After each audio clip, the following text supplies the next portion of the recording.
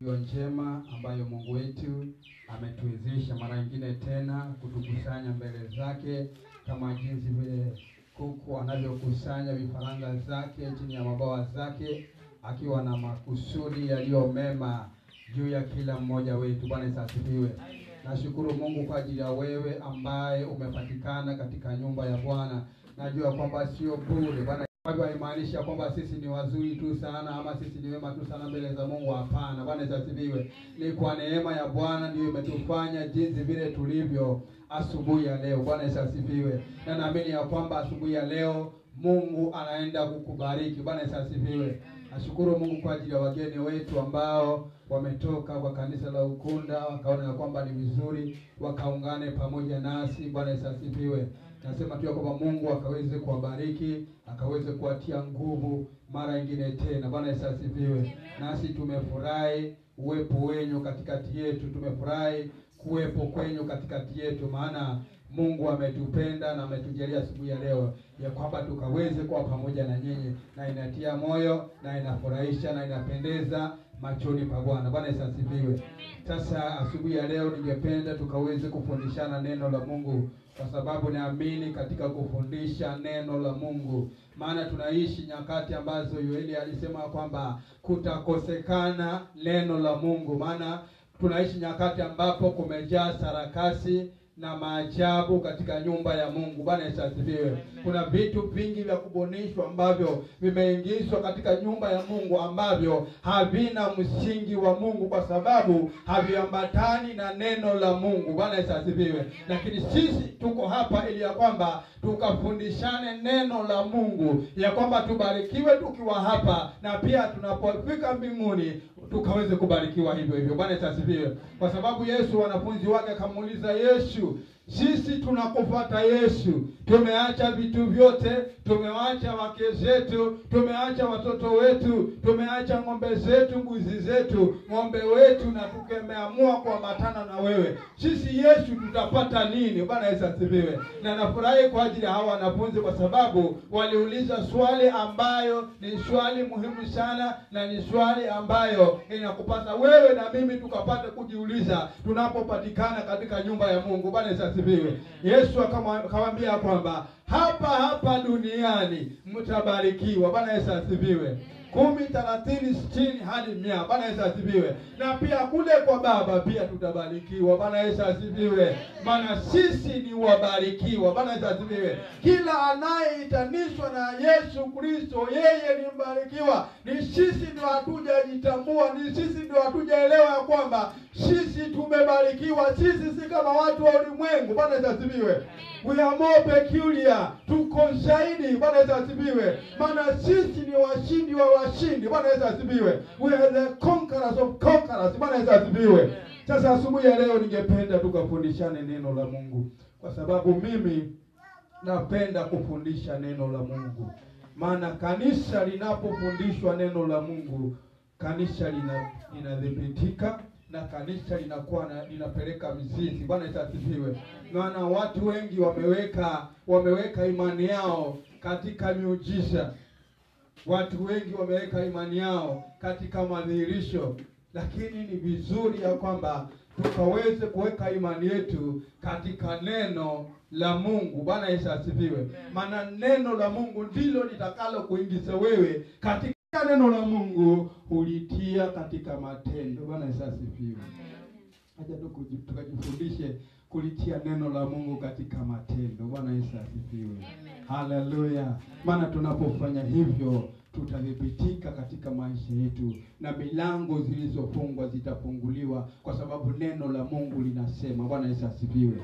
Sasa mchana wa leo ningependa tukaweze kujifundisha neno la Mungu, kwa sababu neno la Mungu ni utajiri mkubwa sana katika maisha yetu kama Wakristo. Nataka kuzungumza kuhusu baraka za kiroho, spiritual blessings.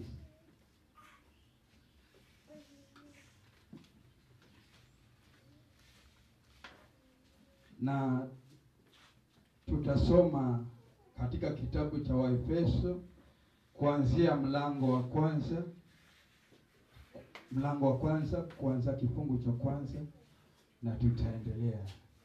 Penda kuzungumza kuhusu baraka za kiroho. Ya kwamba Mungu wetu ametubariki na baraka za kiroho kupitia kwa mwanawe wa pekee ambaye ni Yesu Kristo.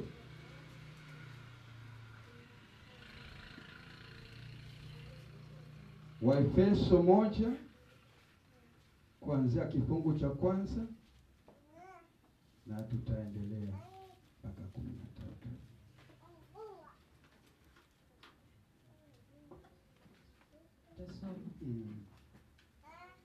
Waefeso mlango wa kwanza mstari wa kwanza. Biblia inasema, Paulo mtume wa Kristo Yesu kwa mapenzi ya Mungu kwa watakatifu walioko Efeso, walio waaminifu katika Kristo Yesu. Neema na amani tokayo kwa Mungu Baba yetu na kwa Baba wetu Yesu Kristo iwe nanyi. Ahimidiwe Mungu na Baba wa mabwana wetu Yesu Kristo, aliyetubariki sisi kwa baraka zote za rohoni katika ulimwengu wa roho ndani ya Kristo. Kwa maana alituchagua katika yeye kabla ya kuumbwa ulimwengu ili tuwe watakatifu na bila lawama mbele zake. Kwa upendo alitangulia kutuchagua tuwe wanawe kwa njia ya Yesu Kristo kwa furaha yake na mapenzi yake mwenyewe. Kwa hiyo tunamsifu Mungu kwa huruma zake kuu alizotumiminia sisi katika mwanawe mpendwa. Ndani yake tunao ukombozi kwa njia ya damu yake, yani msamaha wa dhambi, sawasawa na wingi wa neema yake aliyotumiminia kwa wingi, kwa hekima yote na maarifa yote. Naye alitujulisha siri ya mapenzi yake sawasawa na uradhi wa mapenzi yake, ambayo alikusudia katika Kristo, ili apate kutimizwa wakati mkamilifu utakapowadia, yani kuvitia vitu vyote vya mbinguni na vya duniani pamoja chini ya kiongozi mmoja, ndiye Kristo. Katika Kristo sisi nasi tumepata urithi, tukisha chaguliwa sawasawa na kusudi la Mungu, yeye ambaye hufanya mambo yote kulingana na kusudi la mapenzi yake, ili kwamba sisi tuliokuwa wa kwanza kuweka tumaini katika Kristo tupate kuishi kwa sifa ya utukufu wake.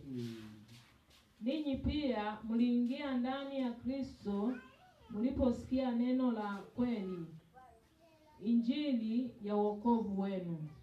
Mkiisha kuiamini, ndani yake mlitiwa muhuri, yani Roho Mtakatifu aliyeahidiwa, yeye ambaye ni amana yetu, akituhakikishia urithi wetu hadi ukombozi wa wale walio milki ya Mungu kwa sifa ya utakatifu wake. Amen. Na tuombe. Ewe Mwenyezi Mungu, katika jina la Yesu nakushukuru Baba na kubariki Mungu wetu kwa ajili ya siku ya leo Bwana, maana imekupendeza ya kwamba tukaweze kuketi uweponi mwako, ili ya kwamba Mungu wetu ukanene nasi. Naomba kwamba Bwana ukafungue kila sikio Baba, ili ya kwamba ikawe tayari kulipokea neno lako Mungu, ili ya kwamba Bwana unaponena nasi, unapoyahudumia maisha yetu, utazidi kukupenda na tutazidi kulitukuza jina lako takatifu, kwa sababu ulitupenda tangu mwanzo, tangu misingi za ulimwengu zilipoumbwa Bwana, ndipo kamilisha pendo lako juu ya maisha yetu. Tunakuja mbele zako, tunasema ni asante. Jina lako Bwana litukuze na lihimidiwe, kwa maana wewe ni Mungu mwaminifu. Nilipo jina la Yesu Kristo, Baba yetu na Mungu wetu ishie milele, Baba uliyeziumba mbingu na nchi, Baba naomba na hata kuamini. Amen. Basi huu ni waraka ambao Paulo anaandika kwa kanisa la Waefeso, na anaandika hii waraka kwa wapendwa walio waaminifu katika Yesu Kristo.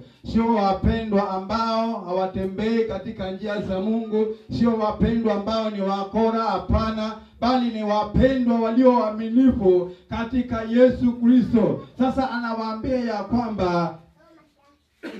kwamba Mungu ametubariki sisi na baraka za rohoni. Bwana Yesu asifiwe. Yaani Mungu sisi ametubariki na baraka za rohoni, na si kwa kila mtu, bali ni kwa wale ambao ni waaminifu katika Yesu Kristo. Biblia inasema ya kwamba sisi tulichaguliwa kuwa watakatifu machoni pa Mungu. We were elected. Bwana asifiwe. Si kwamba tulichaguliwa, we were elected. Na kwamba katikati ya wengi tuliweza kuchaguliwa ama kuteuliwa. Bwana asifiwe. Haleluya.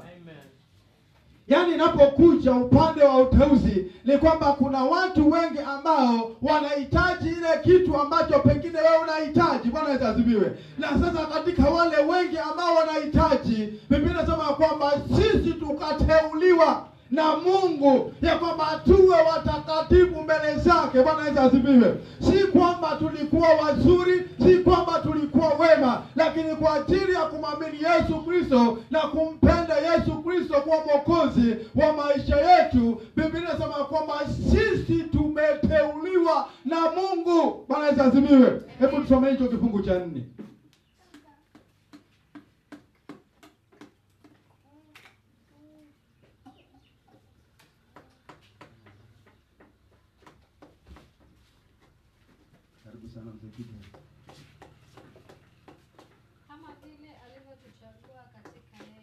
Kama vile Mungu alivyotuchagua sisi katika yeye kabla ya kuwekwa misingi ya ulimwengu, ili tuwe watakatifu, watu wasio na hatia mbele zake katika pendo. Ili tuwe watu wasiokuwa na hatia. Bwana asifiwe. Yaani watu watakatifu. Bwana asifiwe. Yaani Mungu alituchagua sisi kabla ya misingi za ulimwengu kuumbwa. Mungu atatuteua sisi, akajua kwamba siku fulani, mwezi fulani, mwaka fulani wewe utaokoka. Bwana asifiwe. Sasa sisi tuliteuliwa na Mungu kabla misingi za ulimwengu kuwekwa. Mungu alijua kwamba ashakuteua wewe ni mwanawe. Bwana asifiwe. Sasa hiyo ni baraka ya rohoni ambayo tunaipokea kwa ajili ya kumwamini Yesu Kristo kuwa Mwokozi wa maisha yetu, ya kwamba Mungu anatuteua katika yeye. Bwana asifiwe. Anatuteua ya kwamba sisi tuwe wake. Bwana asifiwe. Ya kwamba taifa watakatifu, taifa teule. Bwana asifiwe. Maana sisi ni taifa takatifu la Mungu. Bwana asifiwe.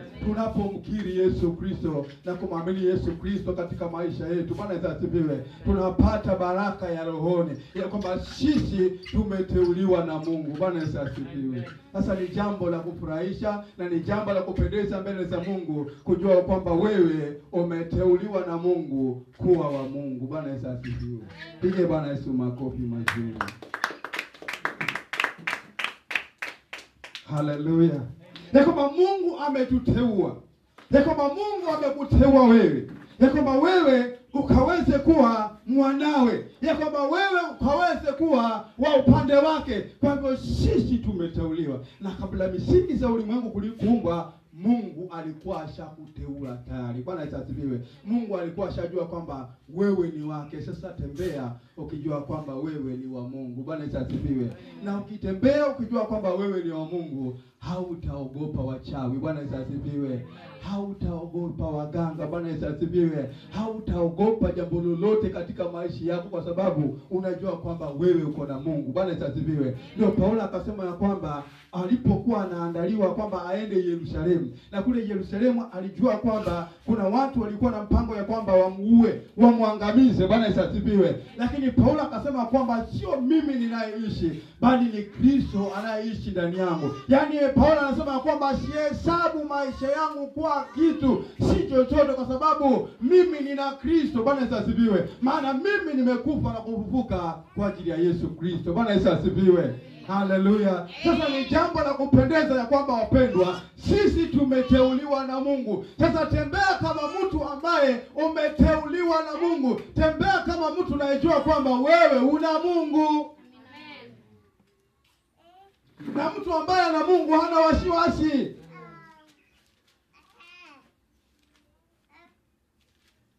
Lakini kama ukiwa na mipango zako zikiwa za ujanja, unakuwa na wasiwasi. Bwana Yesu asifiwe.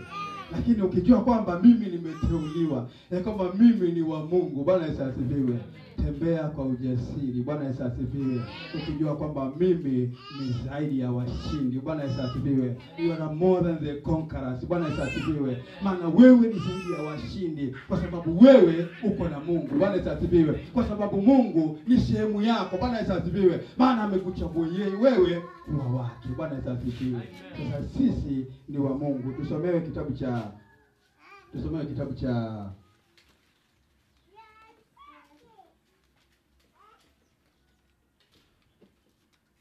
Tusome Yohana wa kwanza 12. Yohana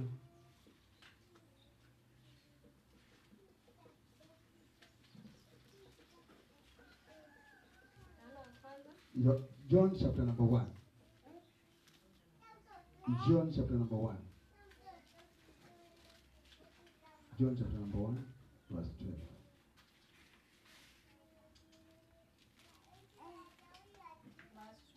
Yeah, verse 12.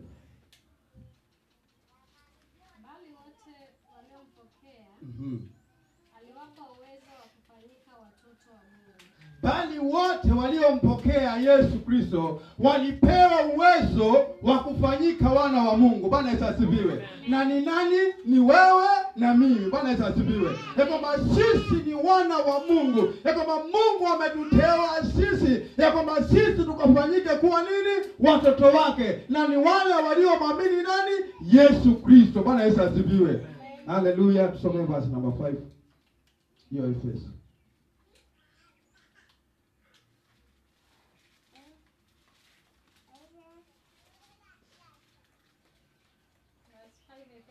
Yeah, kwa kuwa alitangulia kutuchagua ili tufanywe wanawe kwa njia ya Yesu Kristo, sawa sawa na uradhi wa mapenzi yake. Rudia tena. Kwa kuwa alitutangulia kutuchagua. Kwa kuwa Mungu alitangulia kutuchagua ili tufanywe wanawe kwa njia ya Yesu Kristo. Ili tufanywe wanawe kwa njia ya Yesu nani? Kristo. Bwana Yesu asifiwe. Yaani Mungu alituchagua ya kwamba sisi tuwe wana wa Mungu. We were adopted. Bwana Yesu asifiwe. Yaani Mungu alituadopt, alituchagua katika wengi. Bwana Yesu asifiwe. Na akatuchagua sisi ili tuwe nani? Wana wa Mungu. Bwana Yesu asifiwe. Na ni wale ambao wanaamini katika nani? Katika Yesu Kristo. Bwana Yesu asifiwe. Sasa sisi ni wana wa Mungu. Licha ya kwamba Mungu ametuchagua sisi, ametuteua ya kwamba tuwe wake, ametufanya sisi kuwa wanawake. Bwana Yesu asifiwe. Haleluya. Sasa sisi ni wana wa Mungu.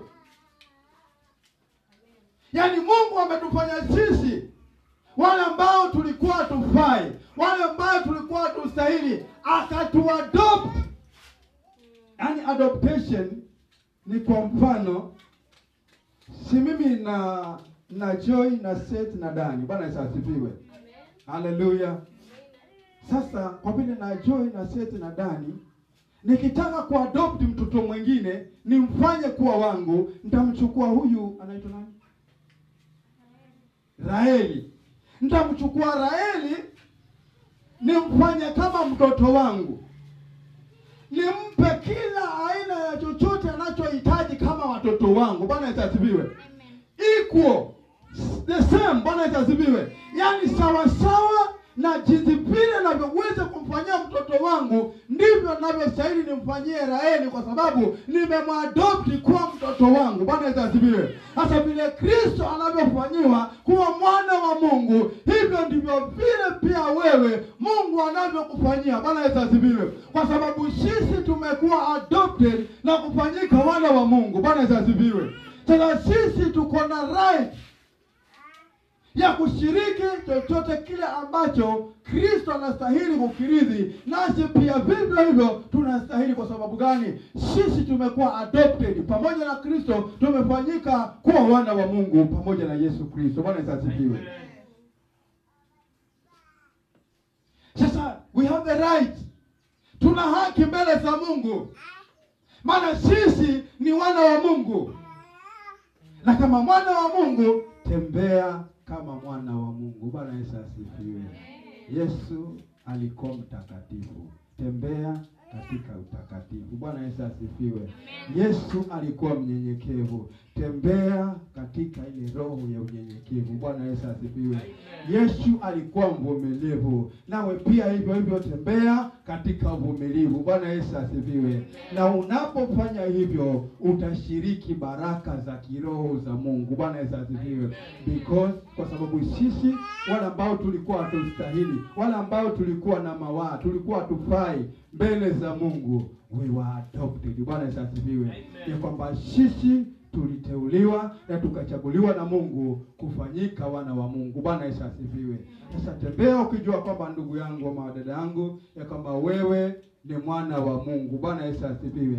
Na kama mwana wa Mungu, tembea katika ujasiri, tembea ukijua kwamba mimi ni mwana wa Mungu. Na kama mwana wa Mungu inakupasa utembee vipi? Ni tutembee katika utakatifu, tutembee katika utu wema, tutembee katika uvumilivu, tutembee katika hekima ya Mungu. Bwana Yesu asifiwe. Maana sisi ni wana wa Mungu, si wana wa ulimwengu. Bwana Yesu asifiwe. Maana iwapo sisi tumefanyika wana wa Mungu, lazima tuwe na tabia, karakta za Mungu zikaonekane katika maisha yetu. Bwana Yesu asifiwe. Karakta za wana wa Mungu zikaonekane katika maisha yetu. Bwana Yesu asifiwe. Ya kwamba tuishi jinsi vile neno linavyosema. Bwana Yesu asifiwe. Pasipo na mawaa, pasipo na lawama yoyote ile juu ya maisha yetu. Kwa sababu gani? Sisi ni wana wa Mungu. Bwana Yesu asifiwe.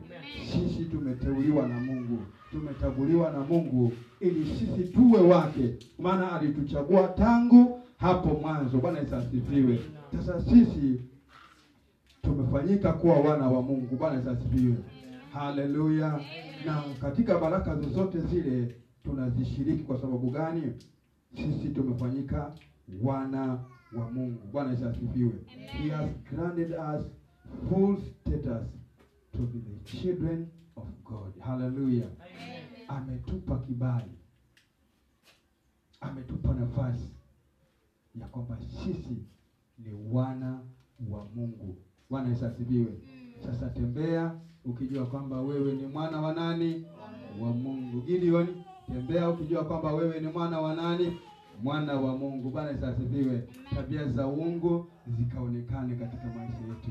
Maana Yesu Kristo, wakati wanafunzi wake walipoenda Antioch kuhubiri habari njema kule Antioch, watu walipoangalia wakasema, hawa ni wa Kristo. Bwana Yesu asifiwe. Ndio jina Kristo, wa Kristo likaanzia wapi? Lianzia Antioch. Kwa sababu gani? Watu walikuwa na tabia za Kikristo ndani yao. Bwana Yesu asifiwe. Yaani walitembea kama Kristo, waliongea kama Kristo, waliimba kama Kristo, walitamka kama Kikristo, walitembea kama Kristo. Bwana Yesu asifiwe. Hasa watu wa Antioch wakasema kwamba hawa watu ni wa Kristo. Bwana Yesu asifiwe. Sababu walikuwa na nini? Na tabia za Yesu ndani yao. Bwana Yesu asifiwe. Yaani ukiitwa Mkristo inamaanisha nini? Inamaanisha ya kwamba kuna tabia za nani? Za Yesu ndani yako. Bwana Yesu asifiwe. Sasa utashangaza watu ya kwamba wewe unaitwa Mkristo lakini hakuna tabia za Kristo zinazoonekana katika maisha yako. Itashangaza watu sana. Bwana Yesu asifiwe. Sasa sisi tutembee tukijua kwamba sisi tumeteuliwa na Mungu. Kabla misingi za ulimwengu kuumbwa, alituchagua na akatufanya sisi kuwa wanawake. Bwana Yesu asifiwe. Na hivyo ndivyo ilivyo. Bwana Yesu asifiwe, ya kwamba we are the children of God. Bwana Yesu asifiwe. Sasa tutembee tukijua kwamba sisi ni nani? Ni watoto wa Mungu. Bwana Yesu asifiwe. Haleluya. Number 3, we are made accepted in the beloved. We are made accepted.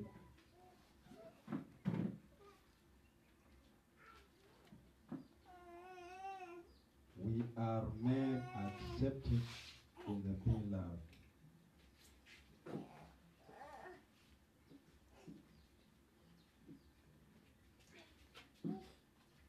Tumekubalika katika pendo la Mungu. Sasa verse 6 kuendelea. Na usifiwe utukufu wa neema yake ambayo ametuneemesha katika huyo mpendwa. Katika yeye huyo, kwa damu yake tunao ukombozi wetu, msamaha ya dhambi, sawasawa na wingi wa neema yake. Naye alituzidishia hiyo katika hekima yote na ujuzi, akiisha kutujulisha siri ya mapenzi yake sawasawa na uradi wake aliyokusudia katika yeye huyo, yaani kuleta madaraka ya wakati mkamilifu. Atavijumulisha vitu vyote katika Kristo, na vitu vya mbinguni na vitu vya duniani pia. Amen. Bwana Yesu asifiwe. Ya kwamba sisi tumefanyika kukubalika katika pendo la Mungu. Maana sisi tulikuwa hatustahili machoni pa Mungu. Bwana Yesu asifiwe. Tulikuwa hatufai kabisa, kwanza sisi watu wa mataifa. Bwana Yesu asifiwe. Tulikuwa hatuna sehemu ya Mungu katika maisha yetu, lakini kupitia kwa damu ya Yesu Kristo iliyomwagika pale msalabani imetufanya sisi, mimi na wewe, tukakubalika katika pendo la Mungu. Bwana Yesu asifiwe. Maana sisi tulikuwa hatustahili, maana kupitia kwa damu ya Yesu Kristo imeondoa yale makosa yote tuliyokuwa nayo. Bwana Yesu asifiwe. Unaweza ukahesabu makosa uliyokuwa nayo. Bwana Yesu asifiwe.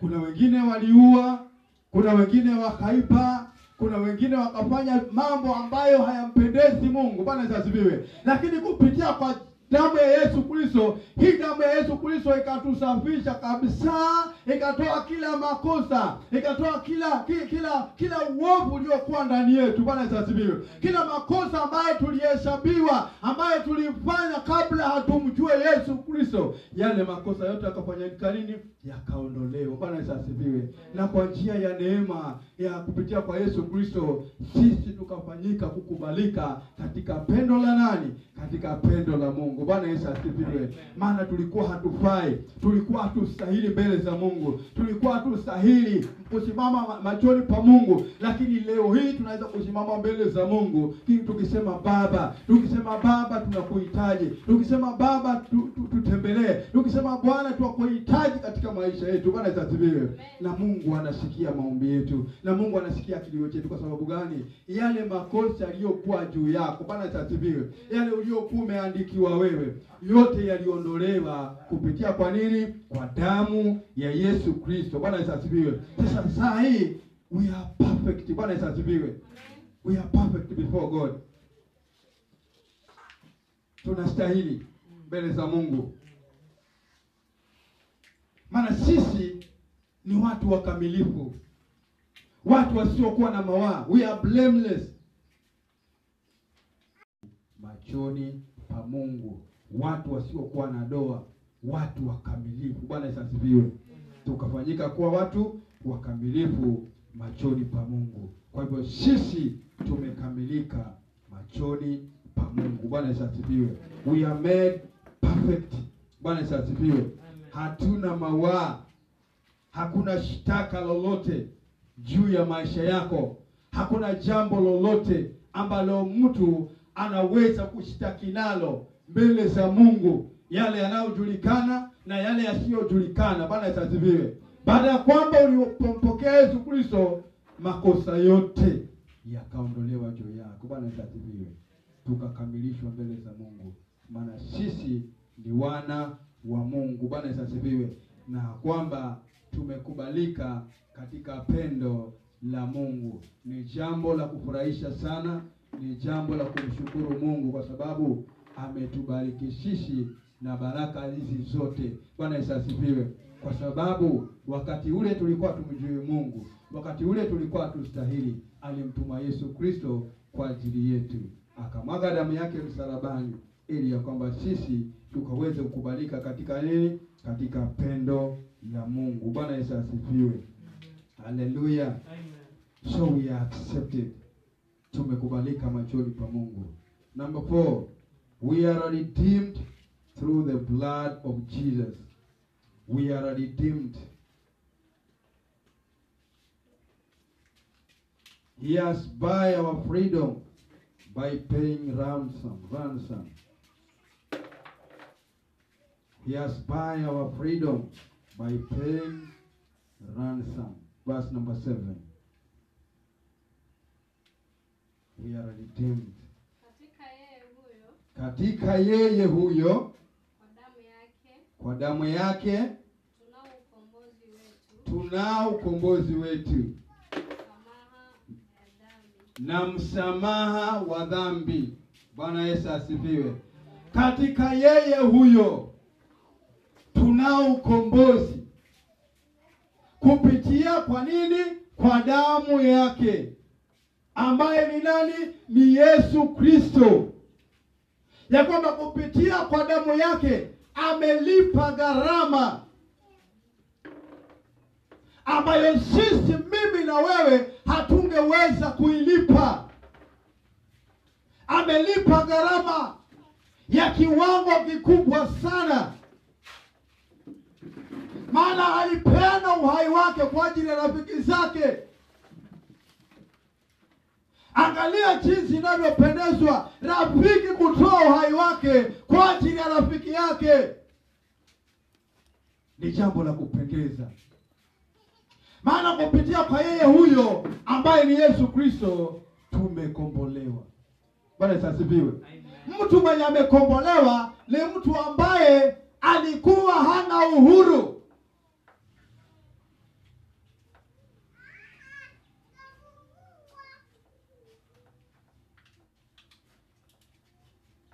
Maana tulikuwa na mashtaka mengi juu yetu, lakini Yesu Kristo akalipa hiyo gharama, ili ya kwamba mimi na wewe tuwe free, tukombolewe. Maana tulikuwa mikononi mwa adui ambaye ni Ibilisi. Alikuwa ametukalia. Maana Ibilisi alikuwa ametufanya wake, lakini ibidi Yesu Kristo alipe gharama ya kiwango cha juu sana, hata kutoa uhai wake kwa ajili ya mimi na wewe, ili ya kwamba tukaweze kukombolewa, watu tuliokuwa chini ya laana. Maana tulikuwa tunaishi chini ya laana, lakini Yesu Kristo akalipa gharama, ili ya kwamba sisi tukaweze kuwa na uhuru, ili ya kwamba tukaweze kuachiliwa. Bwana Yesu asifiwe. Sasa sisi tumekombolewa kwa damu yake aliyoimwaga pale msalabani. Sasa we are free. Bwana Yesu asifiwe. We are free. Tuko huru, maana tumekombolewa, tumefunguliwa. Maana shetani alikuwa ametugandamiza, shetani alikuwa ametufanya wake, lakini nashukuru Mwenyezi Mungu, kupitia kwa damu ya Yesu Kristo tumekombolewa. Bwana Yesu asifiwe. Sasa tembea katika ule uhuru. Bwana Yesu asifiwe. Ukijua kwamba wewe hauko chini ya laana tena. Bwana Yesu asifiwe. Maana tulikuwa, kabla tumjue Yesu Kristo, tulikuwa chini ya laana. ya Mungu. Lakini Yesu Kristo akailipia ile gharama ili ya kwamba tukaweze kuwekwa huru. Ili ya kwamba tukaweze kuwekwa huru. Bwana Yesu asifiwe. Maana wewe sasa uko huru. Hauko chini ya laana tena. Bwana Yesu asifiwe. Hauko chini ya kifungo tena. Tembea katika ujasiri ukijua kwamba wewe umelipiwa gharama. Bwana Yesu asifiwe. Haleluya. Na kama ulilipiwa gharama, hakuna mtu mwingine yeyote yule anaweza kulipa gharama kama ile Yesu alilipa. Kwa sababu gani? Alipeana uhai wake kwa ajili ya rafiki zake. Bwana Yesu asifiwe. Haleluya. Bwana Yesu asifiwe. Sasa sisi tuko huru. Bwana Yesu asifiwe. Tembea ukijua kwamba wewe umeachiliwa, uko huru kupitia kwa damu ya Yesu Kristo. Kulikuwa na mashtaka mengi yaliyokuwa juu yako, na hata kuna mengine bado shetani anaendelea kukumbusha, anaendelea kuleta flashbacks. Bwana Yesu asifiwe. Ya kwamba kumbuka ulifanya kitu fulani, ya kwamba kumbuka ulifanya kitu fulani. Mwambie ya kwamba mimi niko huru, tena huru kabisa. Bwana Yesu asifiwe. Maana Yesu akikuweka huru, unakuwa huru kabisa. Bwana Yesu asifiwe. Yesu akikuweka huru, huru. Yesu akikuweka huru, huru kabisa. Bwana Yesu asifiwe. Sasa you are free. Maana amelipa kwa ajili ya freedom. Amelipa kwa ajili ya uhuru wako. Bwana Yesu asifiwe. Maana wapendwa, kama si damu ya Yesu, kama si damu ya Yesu, hatungekuwa jinsi vile tulivyo. Bwana Yesu asifiwe. Maana sijui uhuru tungeupata wapi, sijui tungekombolewa vipi. Nakumbuka wakati wa mkoloni alikuwa amegandamiza Mwafrika, kwa sababu yeye ndiye aliyekuwa anatawala Afrika. Sasa watu waliteswa, watu waliangamizwa, watu walinyimwa haki zao. Bwana Yesu asifiwe. Maana mzungu alileta haki za kwao na akaleta sheria za kwao. Maana Mwafrika alikuwa na sheria zake kama Mwafrika. Bwana Yesu asifiwe. Lakini wakati mzungu alipokuja akatake over, Bwana Yesu asifiwe, akatake over sheria za Mwafrika. Sasa Mwafrika akawa chini ya mateso, kuteswa na kuhangaishwa na mzungu. Bwana Yesu asifiwe. Maana tuko na uhuru. Bwana Yesu asifiwe. Ilibidi watu wamwage damu zao. Bwana Yesu asifiwe. Ukisoma katika historia, kuna watu walimwaga damu, kuna watu walipoteza maisha yao kwa ajili ya kutetea uhuru ambao tuko nao leo hii. Bwana Yesu asifiwe. Lakini hatungefanya kitu chochote bila mzungu kutuamrisha. Bwana Yesu asifiwe. Lakini ilibidi watu waseme kwamba hapana, we need our freedom. We need to be free as Africans. Bwana Yesu asifiwe. Watu wakajitoa, wakaingia msituni. Bwana Yesu asifiwe. Wazungu wakiwa na mabunduki na marisasi, wao wakasema hapana, sisi tutapigana kivyovyote vile. Bwana Yesu asifiwe. Kwa ajili ya kutetea nini? Kenya. Bwana Yesu asifiwe. Ilibidi watu wamwage damu. Hakuna freedom inayokuja ovyo ovyo. Lazima freedom inakuja kwa umwagikaji wa damu. Bwana Yesu asifiwe. Haleluya. Hakuna freedom inaweza kuja rahisi hivi. Nevertheless, lazima watu wajitoe, wakufe kwa ajili ya ile uhuru. Lakini tunashukuru sisi. Bwana Yesu asifiwe. Mtu mmoja tu, Yesu Kristo, akasema wanangu wanateseka, wanangu wako chini ya laana, wanangu wanagandamizwa na shetani. Wacha nijitoe uhai wangu kwa ajili yao, nimwage damu yangu kwa ajili yao, ili wao wawe na uhuru. Bwana Yesu asifiwe. Sasa ndio uhuru ambao tuko nao leo hii. Bwana Yesu asifiwe. Ya kwamba shetani alikuwa anatuchezea, shetani alikuwa ametufanya wake, ya kwamba shetani alikuwa ametutawala. Bwana Yesu asifiwe. Maana mambo tuliyafanya kukosa kujua, kwa sababu hatukuwa na ufahamu wa Mungu ndani yetu. Bwana Yesu asifiwe. Lakini tulipomjua Mungu, ufahamu wetu ukafunguka. Bwana Yesu asifiwe. Kuna mtu mwenye anakula mguka saa hii, ukimwambia mguka ni mbaya, sasa mtakosana sana. Bwana Yesu asifiwe. Watu wenye wanatumia tembo, ukiwaambia tembo ni mbaya, mtakosana. wale wachawi, wale waganga, ukienda ukimwambia huu uganga na uchawi unaofanya si mzuri, atakukemea sana. Bwana Yesu asifiwe. Atakwambia wewe kijana hujui, atakwambia wewe mama hujui, atakwambia wewe mzee hujui. Bwana Yesu asifiwe. Maana anajihesabia yeye kwa haki, kwa sababu alifunikwa. Akili yake ilifanya nini? Ilifungwa. Bwana Yesu asifiwe. Maana shetani ametawala hisia zake. Shetani ametawala nini? Maisha yake. Bwana Yesu asifiwe. Lakini sisi tushukuru Mungu. Bwana Yesu asifiwe. Tushukuru Mungu kwa sababu Mungu amefungua mawazo yetu. Bwana Yesu asifiwe. Haleluya. Amefungua mawazo yetu, tunaweza kupambanua vitu. Bwana Yesu asifiwe.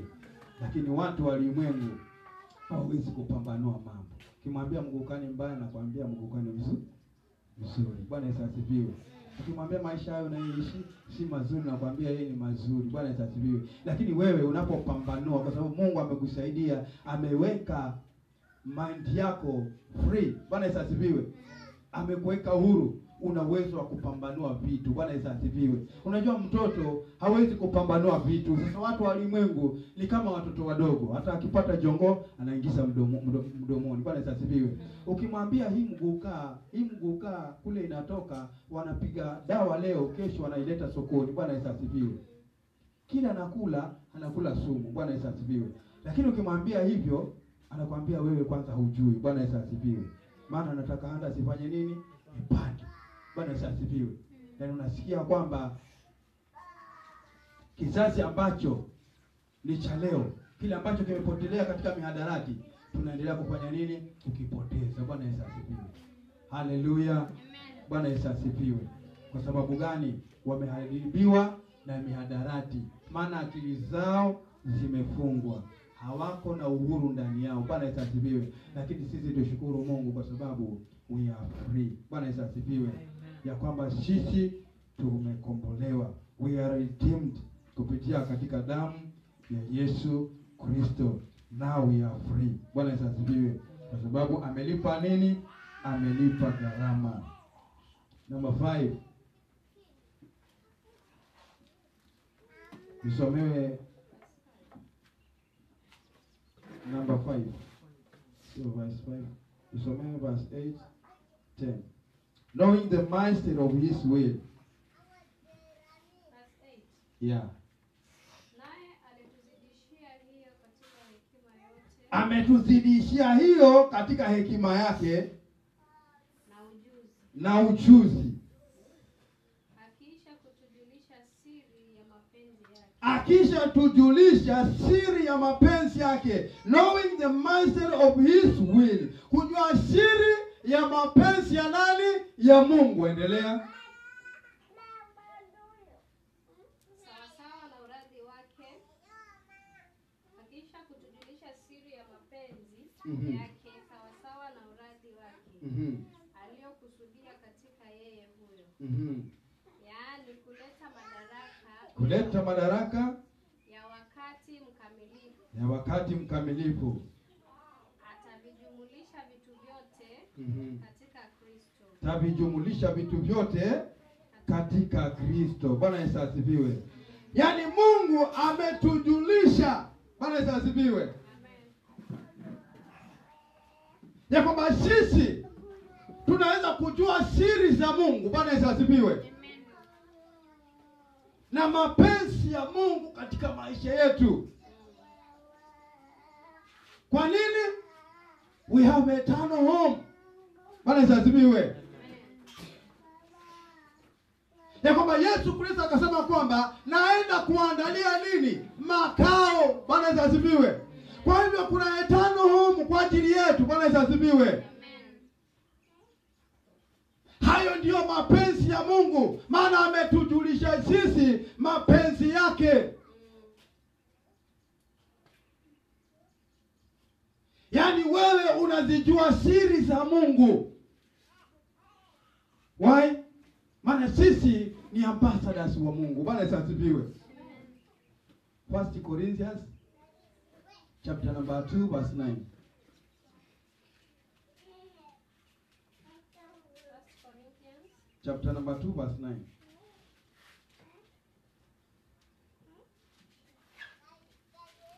lakini lakini kama ilivyoandikwa, mambo ambayo jicho halikuyaona mambo ambayo jicho haikuyaona wala sikio halikusikia wala hayakuingia katika moyo wa mwanadamu, wala haya mambo hayakuingia katika moyo wa mwanadamu, mambo ambayo Mungu aliwaandalia wampendao. mambo ambayo Mungu ameandalia wale awapendao. Bwana Yesu asifiwe. Yaani haya ni mambo ambayo sikio halijasikia wala jicho la mwanadamu halijaona. Bwana Yesu asifiwe. Yaani haya Mungu ameandalia mwanadamu. Bwana Yesu asifiwe. Ampendaye Mungu. Bwana Yesu asifiwe. Ya kwamba kuna mambo tunazijua siri za Mungu ambayo ni mambo ambayo hajaifunulika wala sikio la mwanadamu halijaisikia, lakini kwetu sisi tunashukuru Mungu. Kwa sababu gani? Mungu ametufunulia sisi. Bwana Yesu asifiwe. Ya kwamba sisi ni wake. Bwana Yesu asifiwe. Ya kwamba sisi tunaweza kuenda uweponi mwake. Bwana Yesu asifiwe. Tunaweza kuenda uweponi mwake tukaongea na yeye, tukafurahia na yeye. Bwana Yesu asifiwe. Ukazungumza na yeye, ukamwambia Baba, niko hapa kwa ajili yako. Bwana Yesu asifiwe. Yaani tunaanza kuwasiliana na nani? Na Mungu. Bwana Yesu asifiwe. Haya ni mambo ambayo sikio la mwanadamu halijafanya nini? Halijasikia wala halijaona. Lakini haya yamefunuliwa kwa watu gani? Wale ambao Mungu anafanya nini? Anawapenda. Bwana Yesu asifiwe. Haleluya. Hii inapendeza sana. Kwa sababu gani? Sisi tunazijua siri za Mungu. Bwana Yesu asifiwe. Ya kwamba tunajua siri za Mungu katika yale ambayo hayajafunuliwa, yale sikio halijaona wala macho hayajashuhudia. Mungu kwetu anayatufunulia. Kwa sababu gani? Sisi tunampenda. Bwana Yesu asifiwe. Haleluya, haleluya. Bwana Yesu asifiwe. Kwa sababu gani? Sisi ni warithi pamoja na Kristo. Bwana Yesu asifiwe. Sisi ni warithi pamoja na Kristo. We are co-inheritors with Christ. Bwana Yesu asifiwe. Ni mambo ambayo jicho halijafanya nini? Halijaona. Wala sikio halijafanya nini? Halijasikia. Sasa we are co-inheritors with Christ. Bwana Yesu asifiwe. Yaani sisi tumerithi pamoja na nani? Na Kristo. Haya yamefunuliwa kwetu sisi. Bwana Yesu asifiwe. Si kwa ulimwengu, lakini hii imefunuliwa kwa ajili ya wewe na mimi. Bwana Yesu asifiwe. We have eternal home. Bwana Yesu asifiwe. Haleluya. Bwana Yesu asifiwe. Ya kwamba sisi tunaweza kuenda mbele ya utukufu wake. Bwana Yesu asifiwe. Tunaweza kuenda mbele za utukufu wake na tukamuinua na tukamwabudu na tukamtukuza. Tukitoka uweponi mwa Mungu, namwambia mtu natoka uweponi mwa Mungu, anakushangaa. Huyu mtu anasema nini? Bwana Yesu asifiwe. Lakini wewe ukitoka uweponi mwa Mungu unasikia kuna vitu tofauti ndani yako. Bwana Yesu asifiwe. Unajihisi mtu mwingine tofauti. Bwana Yesu asifiwe. Kama ulikuwa na uzito wa moyo, unasikia kwamba umefunguliwa, mzigo uliokuwa nao umefunguliwa wote. Bwana Yesu asifiwe. Unatoka mbele za Mungu ukifurahi, ukishangilia. Kwa sababu gani? Ni mambo ambayo hayajafunuliwa kwa wanadamu wa kawaida. Bwana Yesu asifiwe. Mambo ambayo jicho la wanadamu halijaona, lakini kwetu sisi Mungu ametufunulia. Bwana Yesu asifiwe. Ya kwamba tunaweza kuenda uweponi mwake na tukamwabudu na tukamtukuza. Tukitoka kule tunatoka watu tofauti. Wewe muangalie Musa. Wakati Musa alipokuwa anaenda milimani kunena na Mungu. Bwana Yesu asifiwe. Biblia inasema ya kwamba alipokuwa anatoka milimani, Bwana Yesu asifiwe, watu walikuwa wanamshangaa. Kwa sababu gani? Walikuwa wanashangaa uso wake ulikuwa unafanya nini? Unametameta kama malaika. Sasa wana wa Israeli wakawa wanapanga fanye nini? Waanze kumwabudu Musa. Bwana Yesu asifiwe. Sasa Musa alipokuwa anatoka milimani akajua hawa watatufanya miungu. Bwana Yesu asifiwe. Sasa Musa angetoka milimani akajifunga kitaji katika nyuso yake. Bwana Yesu asifiwe. Sasa anapokuja wasimtambue. Bwana Yesu asifiwe. Lakini alipokuwa anatoka kule alikuwa na metameta. Bwana Yesu asifiwe. Sasa wanaingia na wasiwasi, wanaingia na uoga ndani yao. Bwana Yesu asifiwe. Lakini Musa akagundua kwamba ni afunge utaji, maana hawa watu hawana ufahamu. Bwana Yesu asifiwe.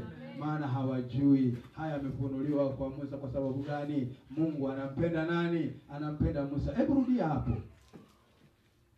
Ni Wakorintho wa kwanza 2:9. Lakini kama ilivyoandikwa, mambo ambalo jicho halijaona, wala sikio halikuisikia, wala haya mambo hayakuingia katika moyo wa mwanadamu, Mungu ambayo Mungu aliandalia wampendaye nani? Mungu. Bwana Yesu asifiwe. Haya ni mambo ambayo Mungu ametuandalia sisi, ya kwamba sisi tukaweze kuzijua siri za nani? Siri za Mungu. Bwana Yesu asifiwe.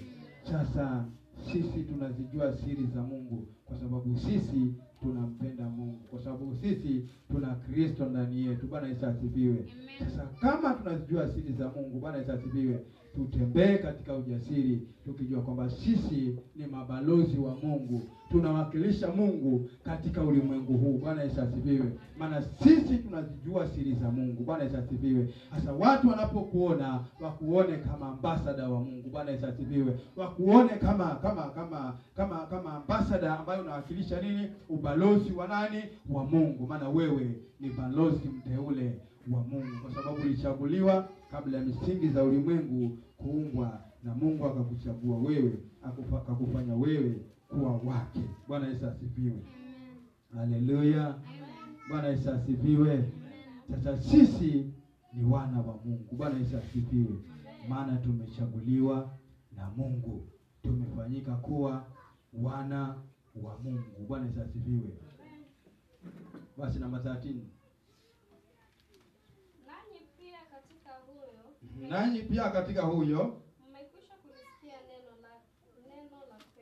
mmekwisha kusikia neno la kweli,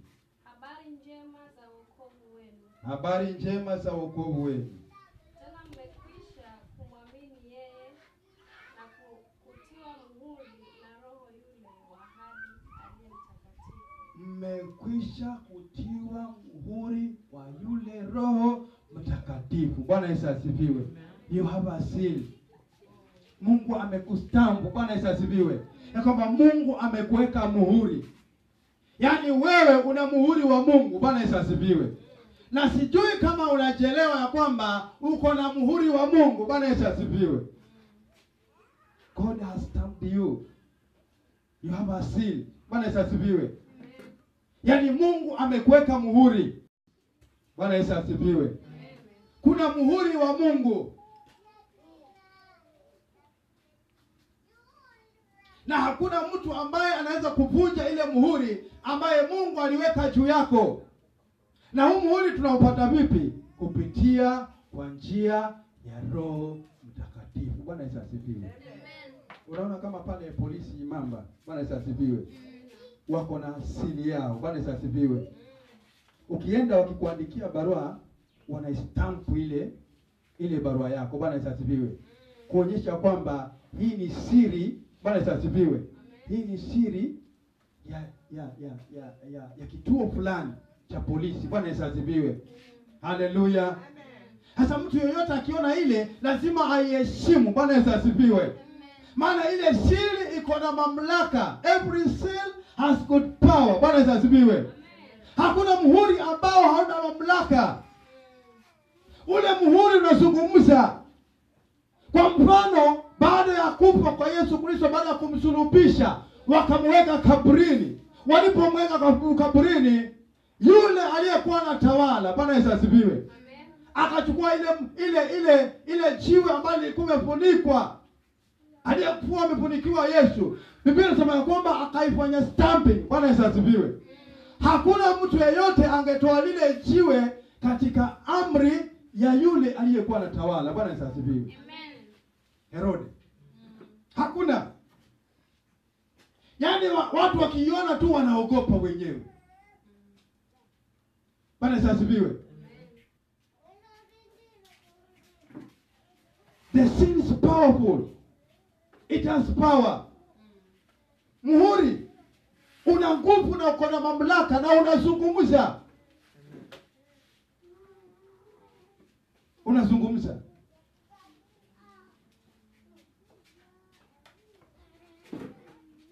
Ndio unasikia kunaweza kupitishwa mswada katika taifa la Kenya. Lakini ukasikia wale wabunge wanaenda wanaongea masaa mengi, wanaongea, bwana isazibiwe. Wanavunja vikao. Kesho tena wanakaa. Wanaongea, wanajadiliana, wanazungumza vile itakavyokuwa, bwana isazibiwe. Mishowe ile mswada wao unajua unaendanga wapi? Bwana isazibiwe. Unaenda wapi? Inapelekwa kwa rais. Ikishapelekwa kwa rais, anafanya vipi? Anafanya stamping. Bwana isazibiwe. Unaona kama wakati ule wa agency. Sikulikuwa na mswada umepitishwa budget. Bwana isazibiwe. Na ile budget ikawa juu. Sasa wananchi wakalalamika, wakapiga kelele. Unaona kama rais angeamua tu aifanye stamping, whether you like it or not, bwana isazibiwe, ingefanya kazi. Bwana isazibiwe. Upende usipende, kama angeifanyia stamping, kwishi. Ambia mzako kwishi. Lakini akaangalia akafanya hapana. Hao wameongea mambo yao. Akasema si wameleta ile miswada, si ni makaratasi tu.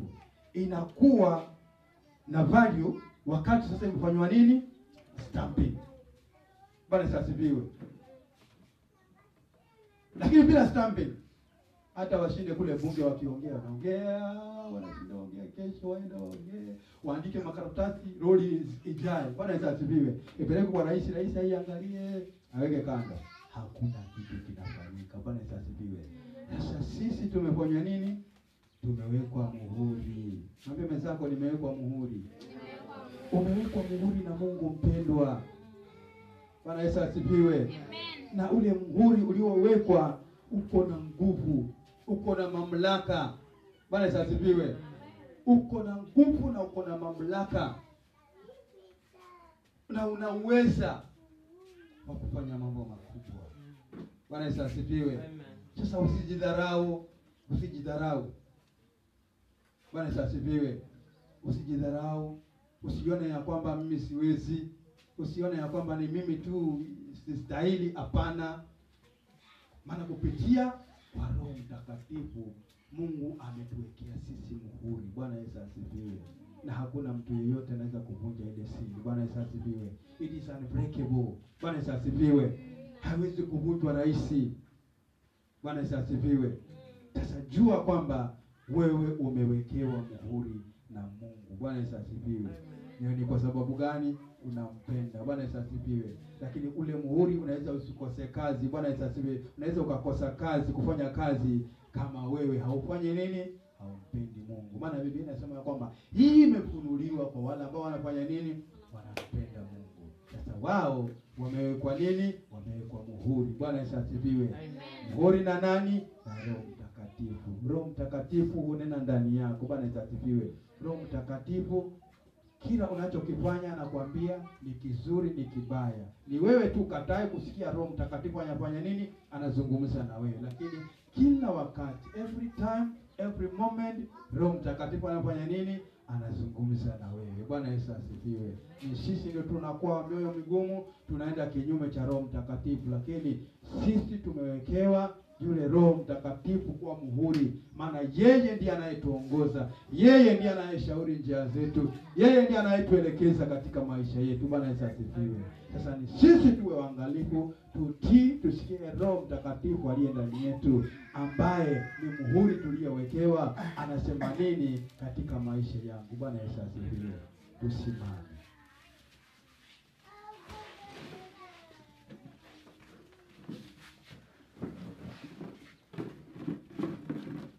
Bwana Yesu asifiwe. Haleluya. Tumebarikiwa ya kwamba wewe ni nani? Mwana wa nani? Kwamba Bwana ukabariki kila mmoja, ili ya kwamba Bwana tunapotembea sawa sawa na jinsi vile neno lako limesema, Bwana tunazidi kulitukuza na kuinua jina lako Mungu wetu. Maana Mungu ulituchagua kabla ya misingi za ulimwengu kuumbwa, ukatuchagua na ukatufanya sisi kuwa wako Bwana. Na hivyo ndivyo ndivyo jinsi tulivyo Mungu siku ya leo, ya kwamba sisi tumefanyika kuwa wana wako Bwana. Jina lako Bwana litukuzwe na jina lako limeidiwe Mfalme, maana hakuna Mungu aliye kama wewe, hakuna wa kufananisha wala kulinganisha na wewe. Kwa jina kutakatifu la Yesu Kristo, Mungu wetu uishie milele. Baba uliyeziumba mbingu na nchi, naomba Baba na hata kuamini. Kila mmoja aseme amen. Pige Bwana Yesu makofi mengi.